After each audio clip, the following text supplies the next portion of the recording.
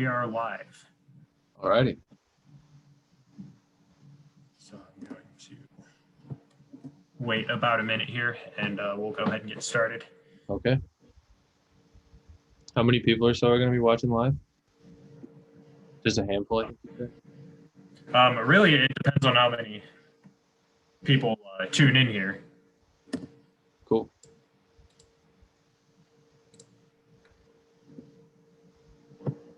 All right, it is 8 o'clock. So hello, everyone.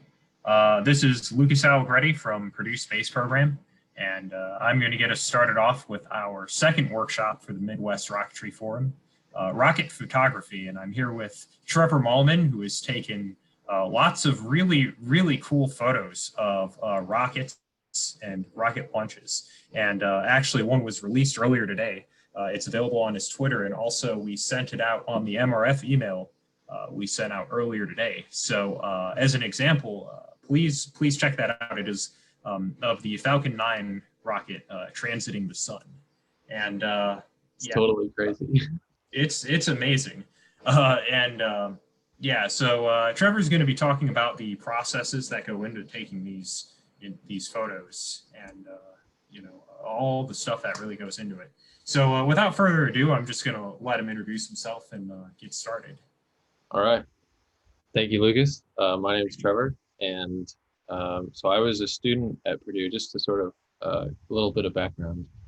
So I was a student at Purdue from 2014 to the end of 2016, and throughout my time on campus, I took pictures of anything from Boilermaker Special to sports to the John Purdue statue and Mackey Arena, and basically anything that was sort of photogenic, which a lot of things are on campus. I just sort of started taking pictures of, and found myself at the end of what was my sophomore year in the second year of engineering, or first year engineering. Is kind of a one-year program, but then it splits out into the actual disciplines. But I found myself at like a transition, whether I was going to sort of continue into the aerospace program or whether I was going to sort of chase this photography goal or career, I guess you could call it. And at the time, I had really no idea what would come of it.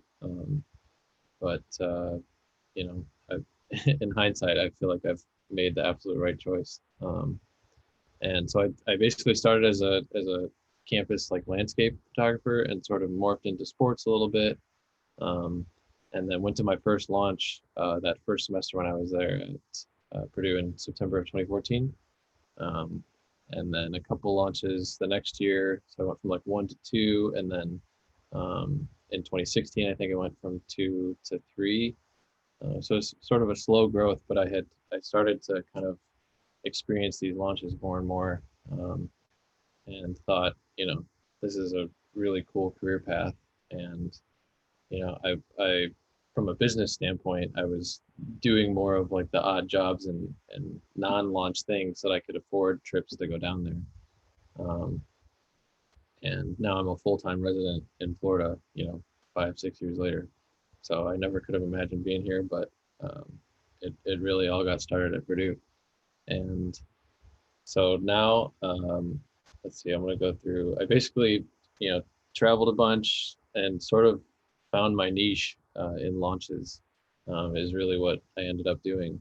So I've been to Baikonur Cosmodrome in Kazakhstan. I've been to Tanegashima Space Center in Japan, Kourou, where the French Space Agency and ESA and Ariane Group all operate the Ariane 5. I've been to Mahia, New Zealand. So I've been to a bunch of the different spaceports around the world, and it did really just found my niche in launch photography. But yeah, it all sort of got started at Purdue, at least for a little bit of background. And so what I wanted to do today is just sort of go through a couple of my favorite photos and sort of how I created them, and then maybe finish off with the photo I actually created today and planned out using some, Pythagorean theorem for more simple of math can you get to plan out a photo that I took today and just go over that a little bit, sort of. So from favorite photos to one of the photos I created today. So here in my rocket portfolio, there's, like I was saying before, sort of a mix of, like, here's the Ariane 5 from Kourou in French Guiana, so at the Guiana Space Center. But let's see here, the photo I'm looking for is this one. So this is it's called a long exposure photo, and you basically open the shutter and then close the shutter when you're done, and it sort of captures all the motion or light trails or things of that nature, and it sort of like blurs them all together. So if there's clouds moving, they'll sort of mesh together. But lots of times when you do launch long exposures, sometimes you need to do multiple exposures together. And what's really cool about this photo is it's sort of 1 4-minute exposure. So it's like 240 seconds long or so from start to finish. Just open, the rocket flew through, and then close. And there's software that you can use that basically shows with a 24 millimeter lens, or then you can back out to like an 18 and you can pick essentially your camera gear. And as you get closer and farther from the tree will get sort of like taller and smaller, as you walk to and from it. And with that software, you can sort of find that perfect distance where, the tree is just the right height where the rocket can sort of go over it. And through a bunch of different test exposures and all that stuff, was able to figure out that this little pairing of trees was going to be just the right height if I stood about 50 feet away or so, and got the rocket right over the top of them. And then the next photo I'm looking for is, we could talk about this one next. So another style of photography that we do with the launches is they're called sound activated remote cameras. So we basically have a little microphone, and then it's powered by a device called a MIOPS. And you basically set the threshold at a certain sound level. And once the rocket, which is super loud, once the rocket eclipses that sound threshold, it starts sending signals to the camera to basically fire off.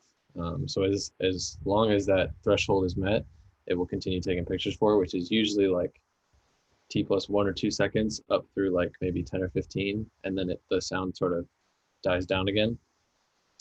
So this photo is of the Arabsat 6A mission that happened last year in April, but it was a Falcon Heavy mission. And so we get to put our cameras in various spots around the launch pads, protected by either, some people use boxes, and some people use bags. It's sort of like a little fun feud amongst the launch photographers, which people use boxes and which people use bags.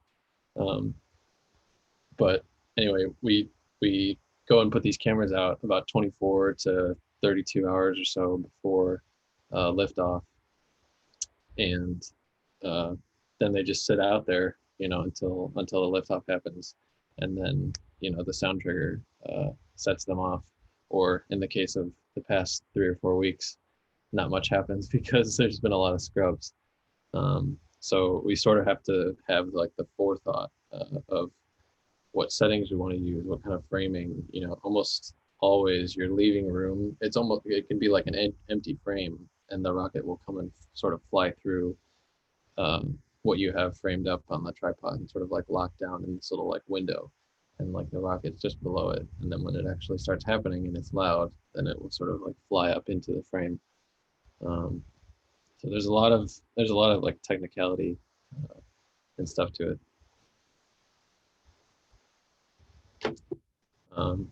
And then I'll probably go through like 3 or so more of these.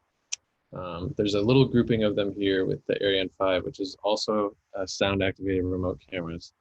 But what's really cool about these is we're super close to the rocket. So like for the Falcon Heavy shot, we're about, I don't know, maybe like 1,200 feet or so away. But for the Ariane 5 shot like this, both are sound activated, but this one's, I think, like 200 feet away or so. And with the solid rocket boosters, there's quite a bit of sort of damage that happens to the cameras because the launch pad water mixes with basically what's coming out of the solid rocket booster and creates hydrochloric acid, which kind of pits out the front of the camera lens.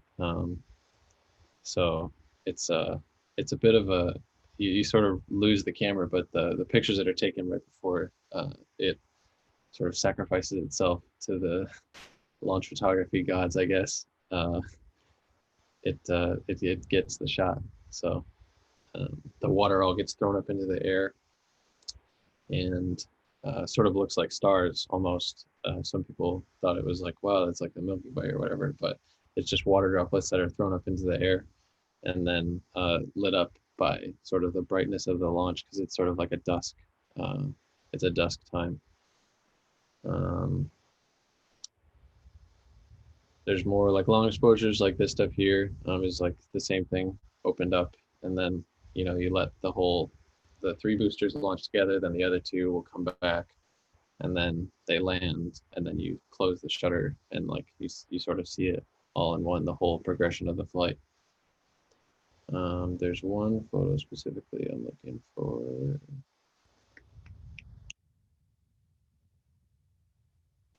Yes, right here. So one of the really cool things that SpaceX has sort of pioneered is not only just the reuse of the rocket booster, so they'll come back and the legs will fold out and they'll land. But that sort of almost seems like old news by now, which is wild to think about just because, for perspective, at least for people at Purdue, the first stages of the Falcon 9 are almost exactly the same size as the bell tower in width and in height. So if you can imagine, say for the Falcon Heavy, when both of those boosters are coming down sort of simultaneously, they're a little bit off, but essentially at the same time. If you can imagine 2, bell tower size objects coming back from space, going Mach, I think they're going like Mach 4 or 5, and just like slam back into the atmosphere and then softly touching down, right at the base of where the bell tower is supposed to be. It's sort of a mind-blowing feat of engineering. But anyway, going back to what they're pioneering is the fairing at the top will split open and the fairings will fall back. And normally they just fall into the ocean or sink and break up and, they're sort of just trash amongst the ocean, I guess.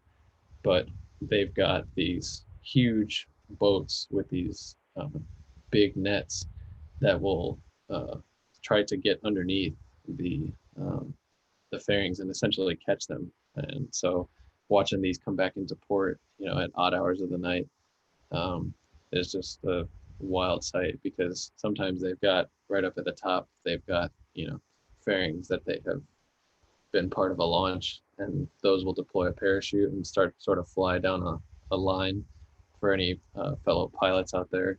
You sort of want to fly into the wind for the longest hang time. So the parachutes sort of align themselves to whatever's going to give them the most hang time.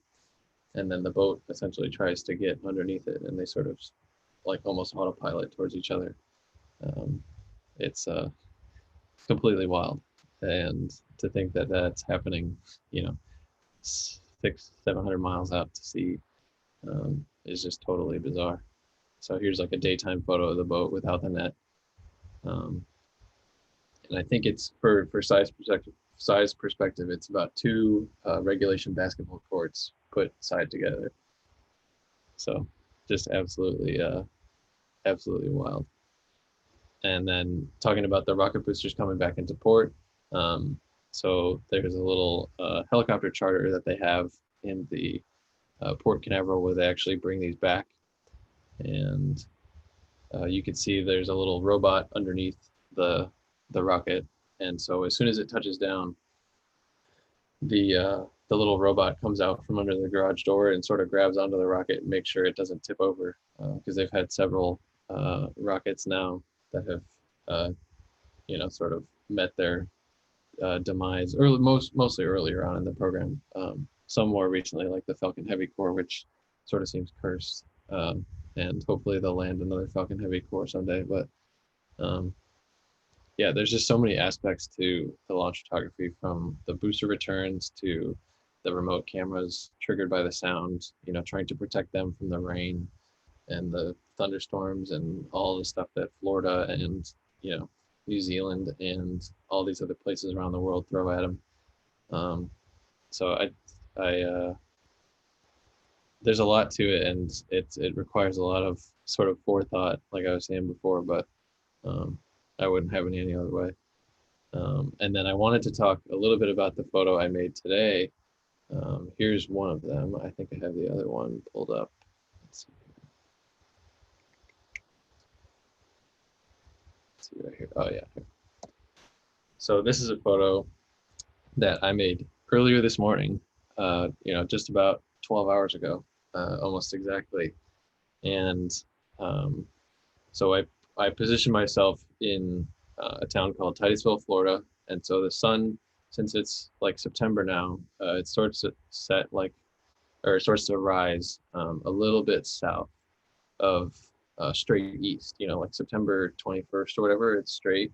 And then as you go into October, it's sort of each day it moves progressively further south. And then December 21st, it's the most south it will be. And then it sort of marches its way back. So I basically tried to position the sun directly over the launch pad, because they don't do what's called the pitch kick maneuver. So like the rocket will fly up and then it will sort of do a turn and start heading kind of out to sea and almost downrange. So they don't do that until like 30 seconds or so. So you have some window where it's essentially just going straight up, for simplicity's sake. And so I tried to just put the sun directly over the launch pad and just get it going straight through it, as sort of a first try. Someday it'd be really cool to get, you see like the shots of main engine cutoff, which is like, or not main engine cutoff, max Q, where there's like a cloud around it. I mean, seeing something like that with like the sun or the moon or some planet or some crazy kind of photo like this, but at a much more like dynamic portion of flight, where it's either already going supersonic or more dynamic. Essentially, this is just like 18 seconds or so into flight, so there's not any real like supersonic boundaries or flow or anything like that. But anyway, this is the photo I took earlier this morning, and I basically just put the sun over the top and it flew right through, for simplicity's sake. Happy to answer more questions and stuff about it, but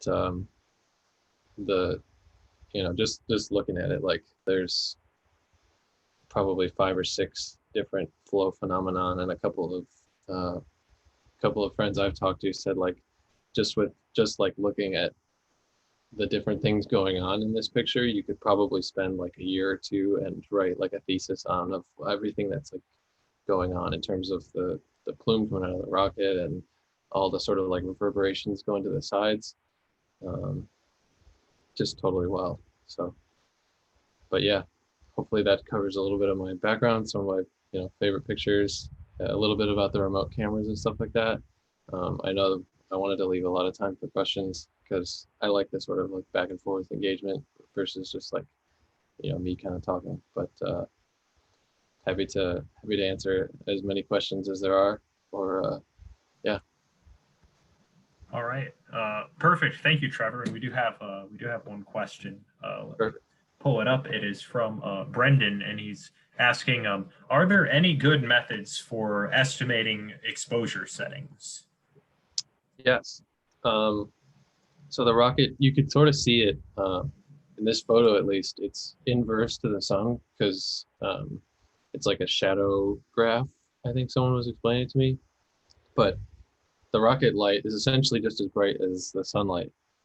So almost daytime exposure.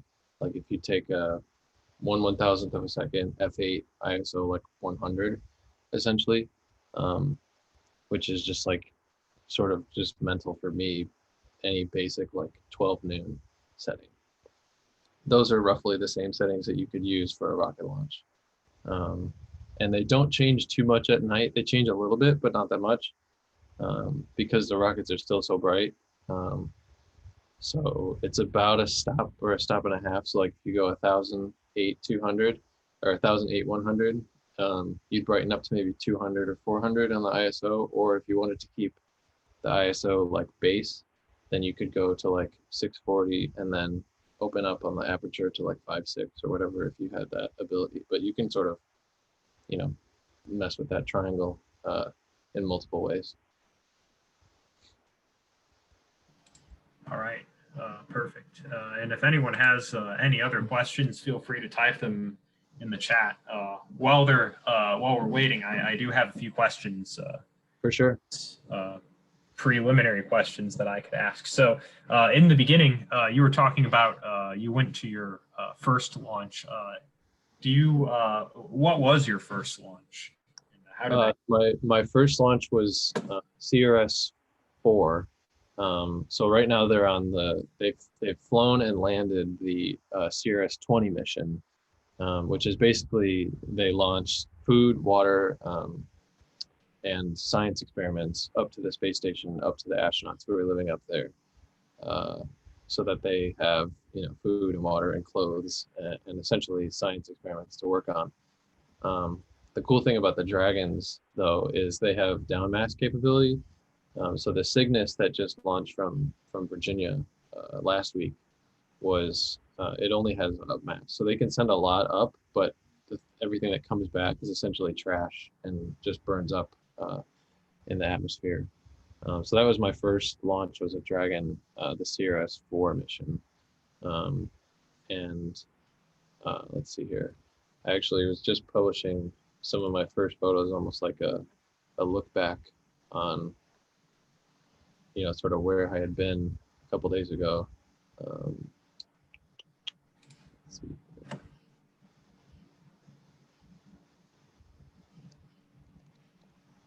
There it is. So right now, for a little bit of perspective, they're on the Falcon that flew this morning was booster number 58. And the booster that I was there for in 2014 was booster number 10. So they've had quite a bit of manufacturing since, just 6 years ago, essentially, almost exactly. But yeah, this was my first mission. I was there at the launch pad, sort of taking pictures. Didn't set up cameras because I was there sort of as part of what's called a NASA social program. So they basically give 50 people who have more than, I think it's like 100 or 200 Twitter followers, it was at the time. They basically give you essentially a media badge, and they escort you around to, the different launch pads and the VAB, and sort of like give you the launch experience in exchange for you sort of promoting the CRS-4 launch in this case, going up to the space station almost as if a little bit if they had like advertising, free advertising, but they give out these media badges and people get these really cool experiences. And for people like me, it sort of kickstarted a career. So yeah, NASA social program, totally cool. Yeah, that's amazing, and I think it leads nicely into our next question. Okay. Jack wanted to ask, and it is relating a little bit to earlier to what you were talking about, but sort of how you got into launch photography specifically. So, yeah. So I started. So this is my first launch. This was in September of 2014. So I started at Purdue August of 2014. So it was right off the bat that was going to my first launch. I sort of applied to this NASA social thing on like maybe I'll get it, but like it's NASA, so like there's probably so many people that apply, and then got it and sort of just had to figure out how I was going to get myself down there. both from a logistics standpoint, because I learned right off the bat, and I still am learning, even like, with the past 3 weeks of scrubs, that sometimes stuff doesn't go. But so not only from a logistics standpoint, but like a cost standpoint too, like how I was going to get myself down here. Um, and, luckily sort of pulled things together, and, maybe asked mom and dad for a little favor here or there. But got down here and, sort of, I don't really even know how to describe it other than just like kind of had that like sense of, maybe this is something I would want to do. This is like really, really cool. Um, I don't know if anybody else can relate to that and what, their current field is now, or their study or their major, but like I sort of had like a, a feeling of just like, this could be something. And it wasn't as serious as I didn't like consider that as seriously as I look back on it now. But having looked back on it now, I'm like, I could definitely see the sort of inkling and the gears starting to turn of like, stuff like taking these panoramas where I would shoot like multiple photos together. I had the like intuition of like what to do, and all the stuff that I do now, and like little sprinkles of it back then. So yeah, I mean, I would say the answer to that is NASA Social is, and applying on a whim with, fingers crossed, toes crossed, is how I got into it. Awesome. Awesome. And I have another question, a bit more, I guess, technical. Sure. So Please. Brendan is asking, how are you estimating the shutter speed to capture detail in the exhaust? So I can go back to, let's see, I'll go back to this photo just to tie to something specific. So a couple back here, right there.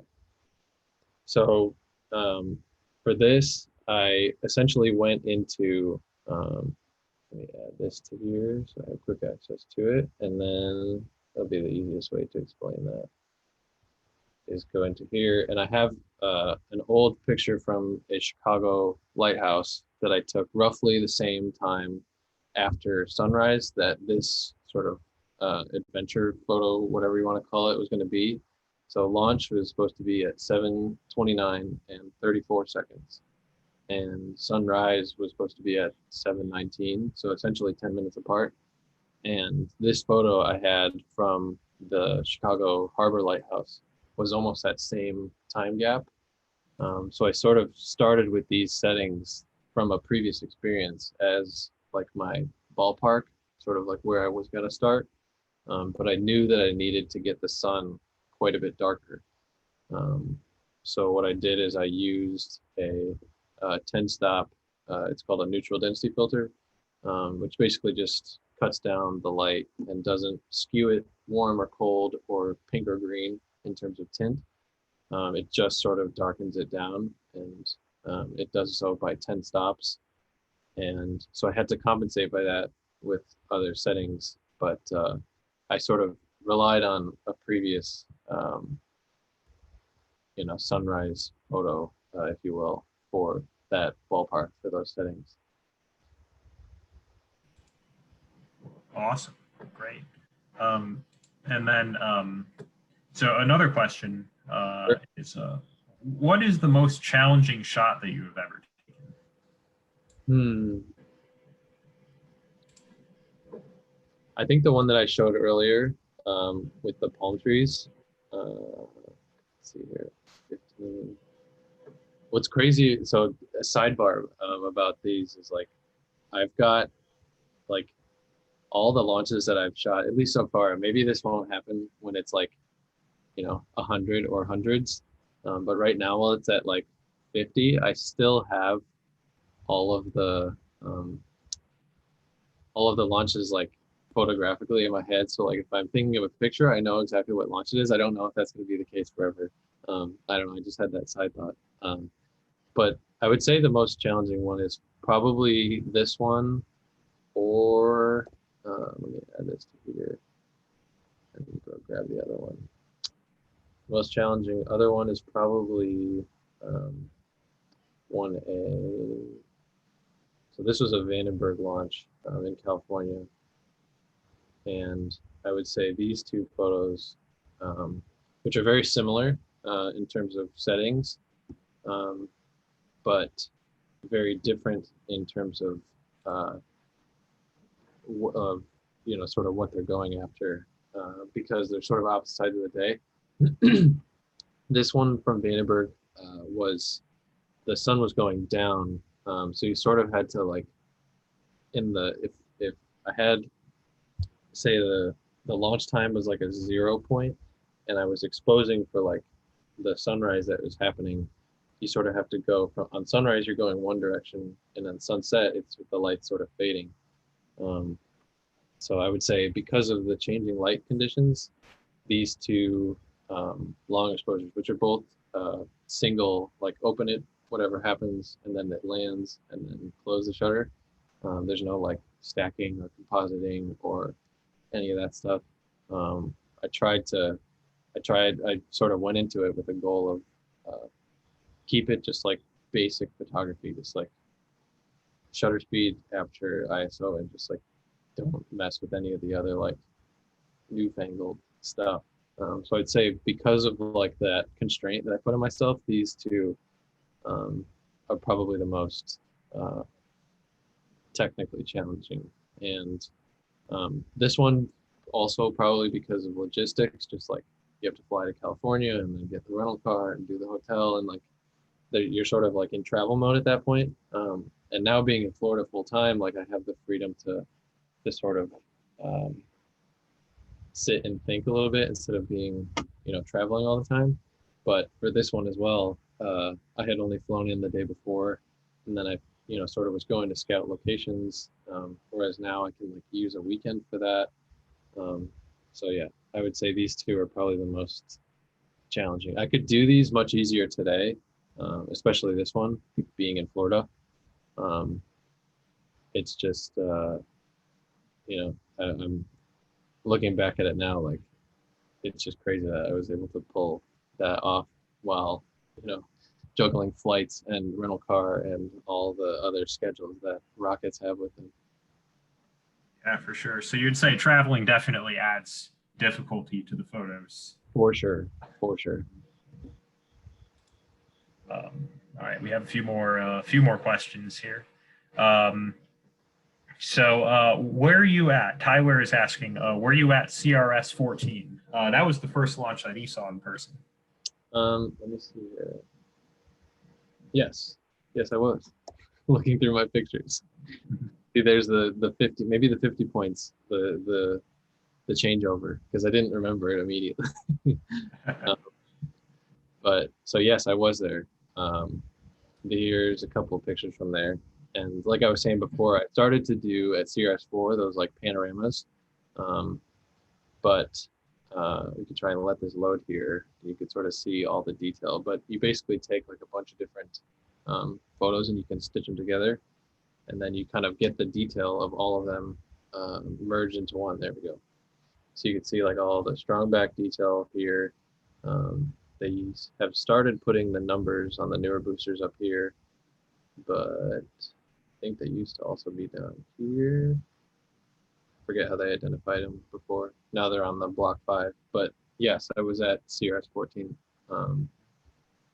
It was a really cool launch. I think it delayed a couple of times, if I remember, maybe once at least. So, yeah. Sure. All right. And what is your favorite launch site? And yeah. Definitely Mahia, New Zealand. Just because of, I mean, if you've ever been to New Zealand, you sort of will probably understand what I mean. It just looks like a postcard wherever you drive. And for the most part, Florida is like flat and sort of boring. from a landscape perspective. Let me pull up some of my Rocket Lab. Here we go. So these are sound activated cameras on the launch pad there in Mahia. And for another example,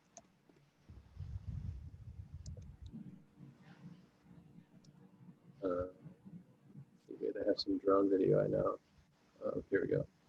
So this is their launch complex, and it's at the south end of the Mahia Peninsula, which is on the North Island of New Zealand. And yeah, I mean, you just can't get much better than this. So my cameras were sort of dotted around the launch pad there. And this was the fourth flight of Electron. Yeah, that definitely is. That's a very cool launch site. And another question that Brendan had was, Sure. how much work would you say goes into post-processing in comparison to the work of taking the pictures themselves? Right. I would say it's about, sometimes it's about even. Other times it's, 75 prep work and it's a quick edit. But sometimes for stuff like this, like if I go into this file here and I sort of refresh it back to what it was originally, you can see how much it you can pull out a lot of the detail that is in the photo because it's a raw image, but that you can't see because of the brightness of you sort of have to shoot dark for the engines, but then the rest of it's dark and you can sort of pull that back later, or you shoot for sort of the top half of it and then you blow out the engines and then you can't see it. So like if you were to shoot it, for everything else, you would get a photo that's like this. Whereas if you shoot for the engines, your raw photo sort of looks like this. But then once you can sort of go through the post-processing and bring the shadows up and adjust the whites and the highlights to where it sort of balances out right, then you can really get the detail in the ice and all that stuff that you can't see otherwise. You could sort of see it, but it's a lot more challenging. So I would say it's usually 50-50. I spend probably about, for the photos I took today of the Falcon going through the sun, I've probably spent, I would say, a good 3 hours in terms of photos and videos, in terms of just like getting stuff out. So, and I probably spent about that, maybe a little bit more, prepping that and making it happen. Once there's a little break in the questions, I can go through sort of the maths of that photo if you want. Sure. Yeah. And then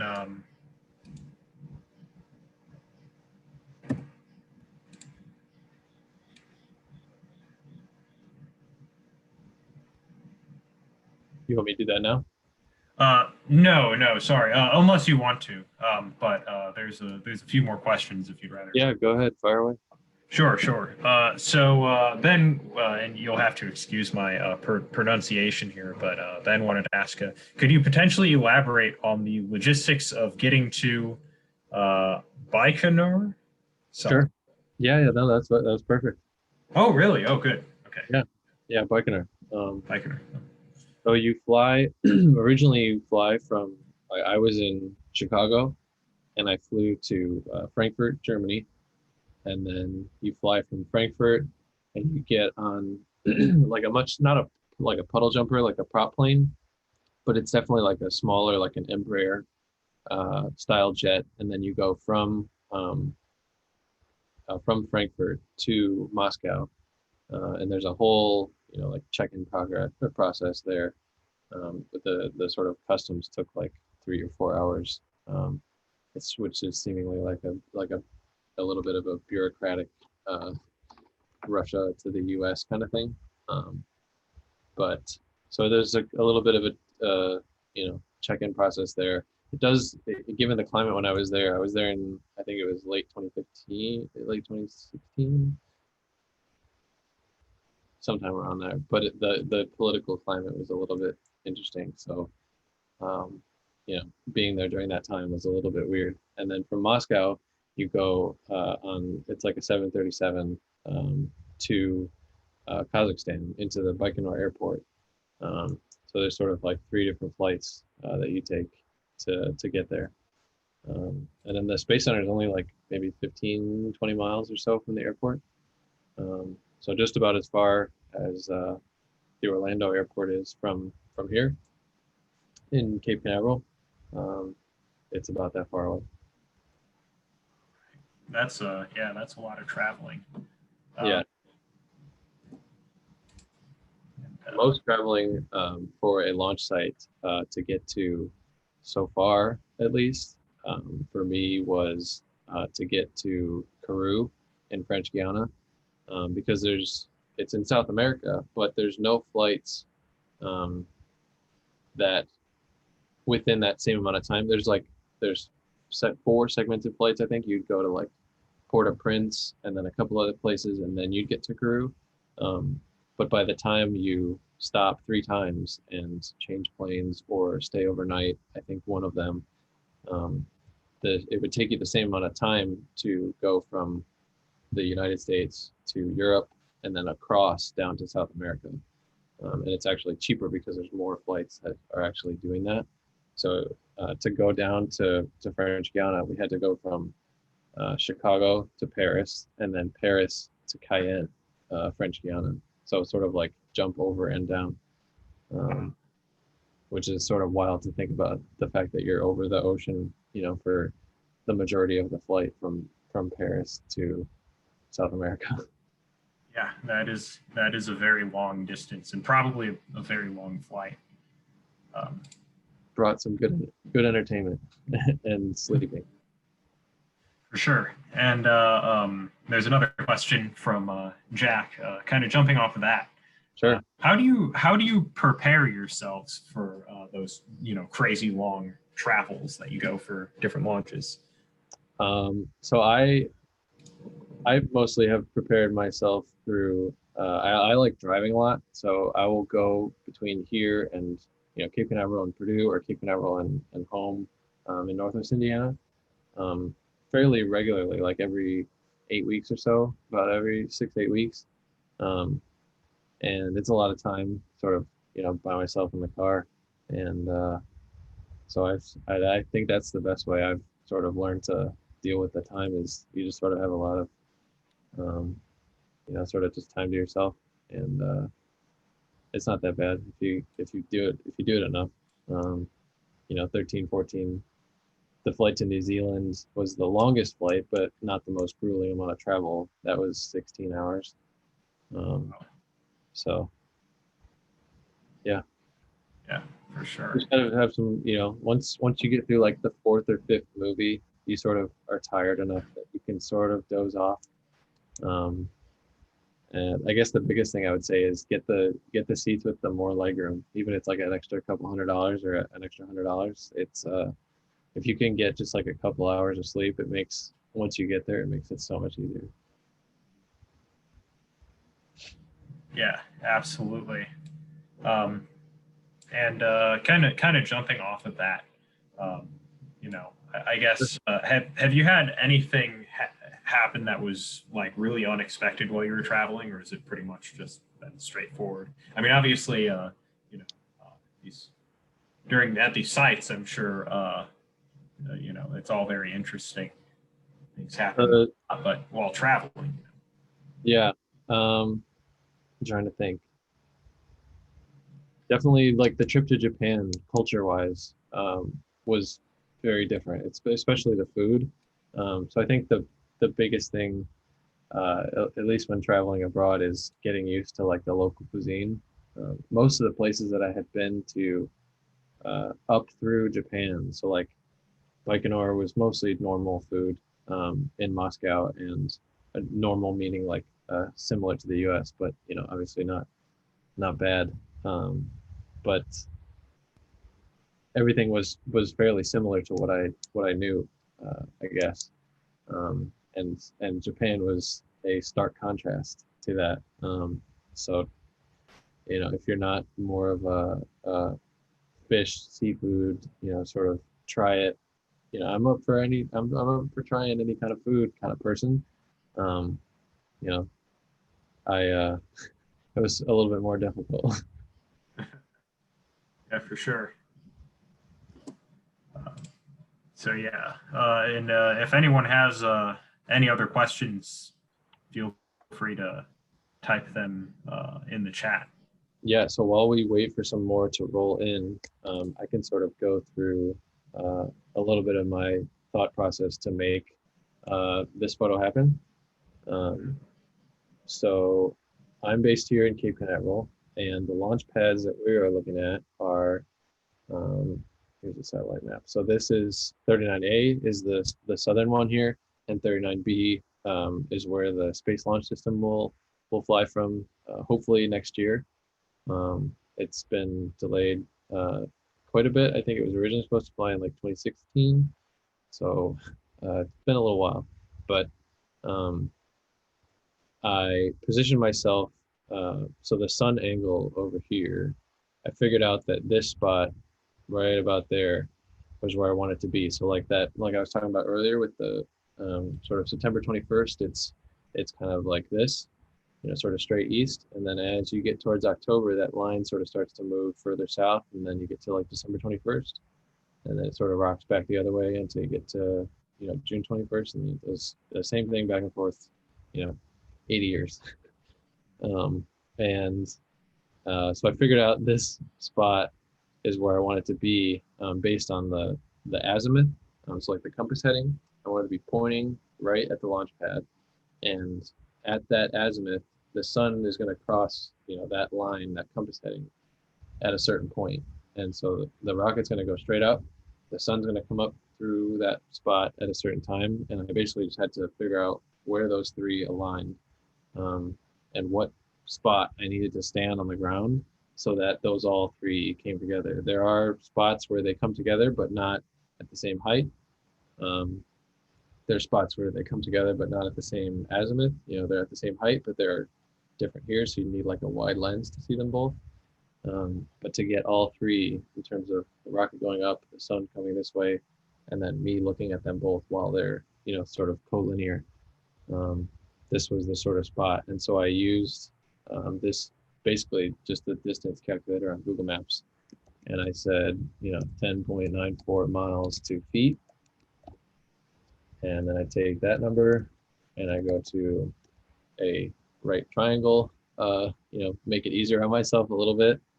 And you can plug in, so B is the sort of bottom one. So I'd put in the distance to the rocket there, and then it's about 230 feet tall, 70 meters or so. And I see what that angle is, and then I can figure out how big the rocket will be, sort of, let me zoom in here, how big the rocket will be in terms of the sun, sort of like I did with the tree before, you're sort of walking to and from it. If I get closer and farther from the launch pad, the rocket's going to get bigger. The sun's not, it's not going to change, because it's so far away. But the rocket will get bigger and closer as you go up to it. Like if you were 1 foot from it, it's going to be huge. But if you're like this, I forgot what it said, like 57,000 feet, it's a lot smaller. So you can sort of get those two to like line up prospectively.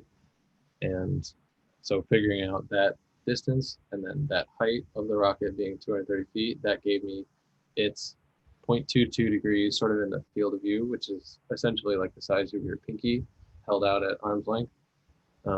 And the sun, for reference, is a half a degree, so 0.5.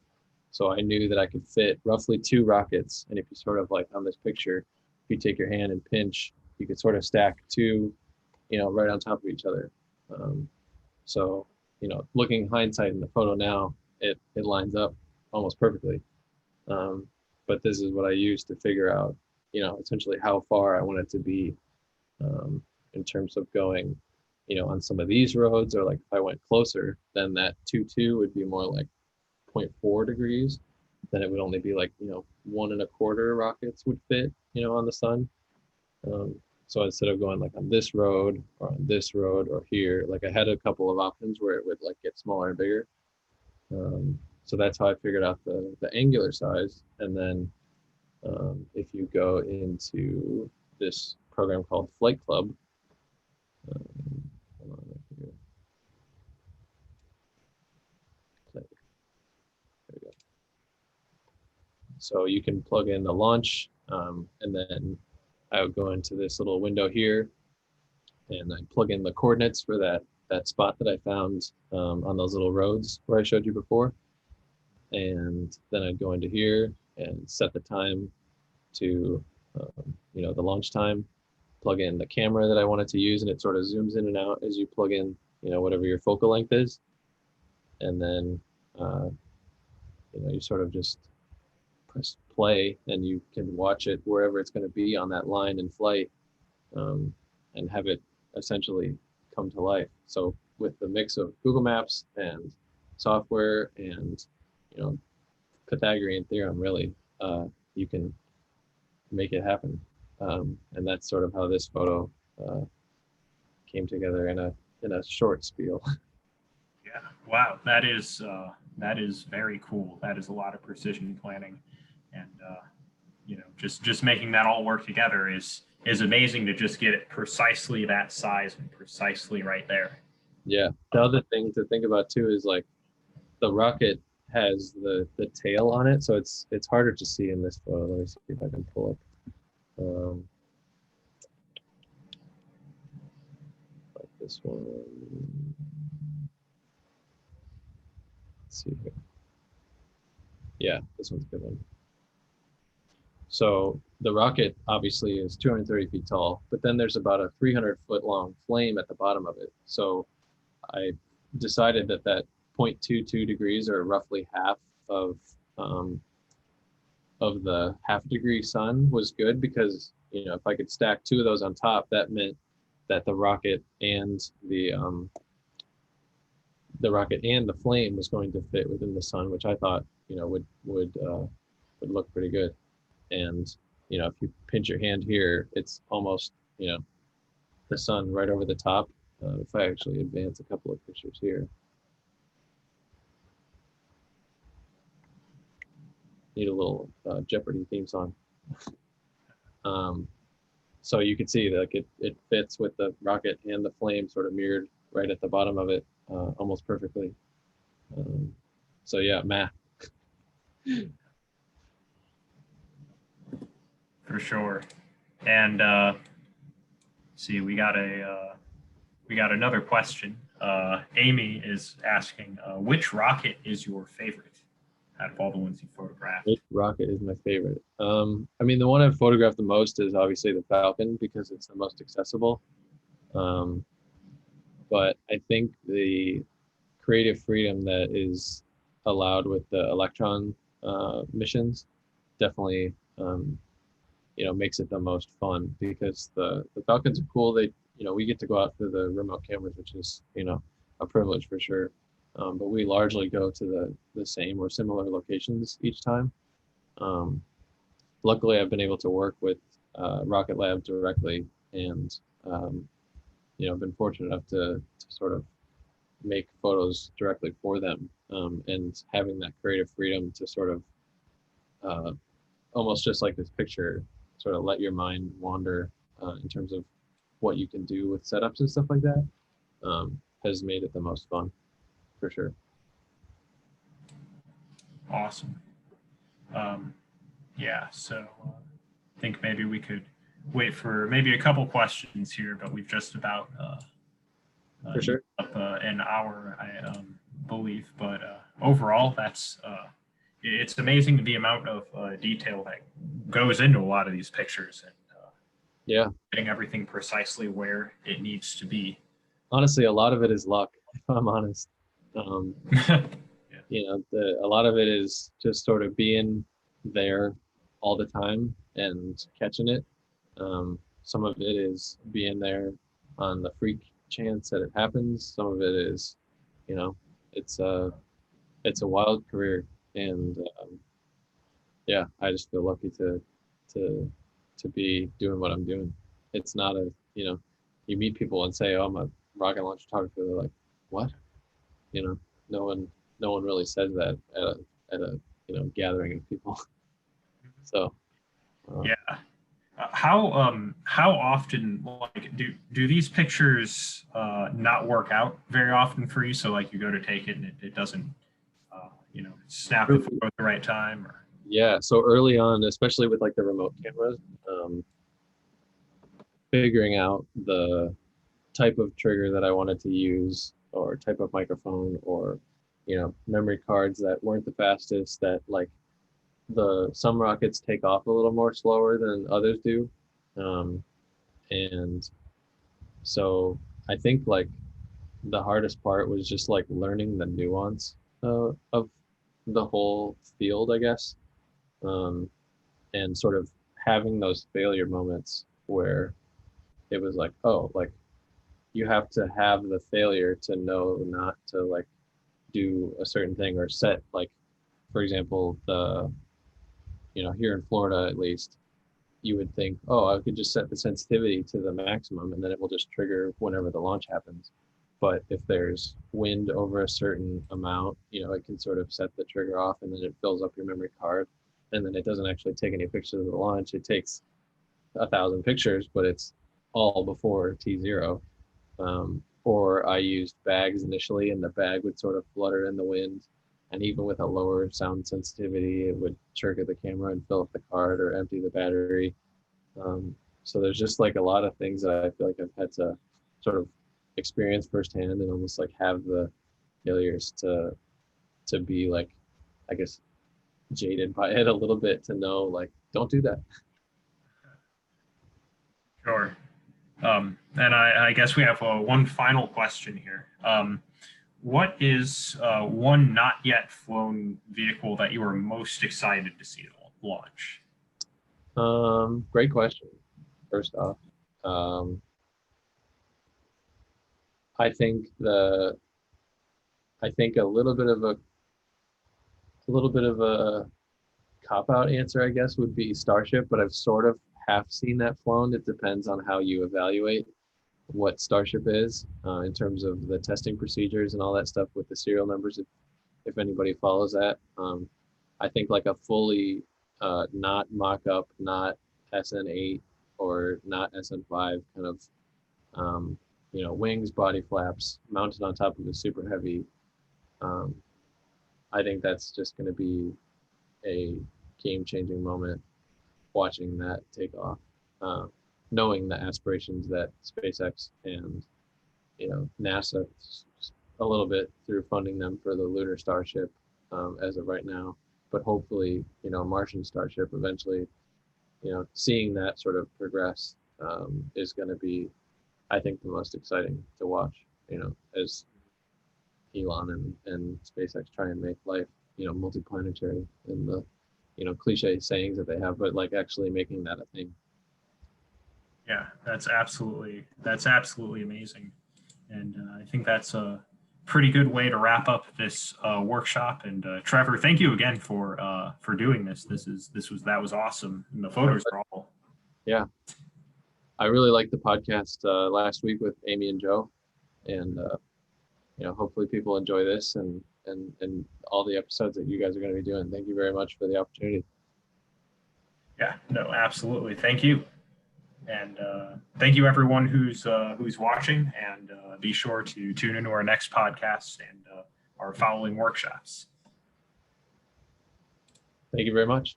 Have a good night.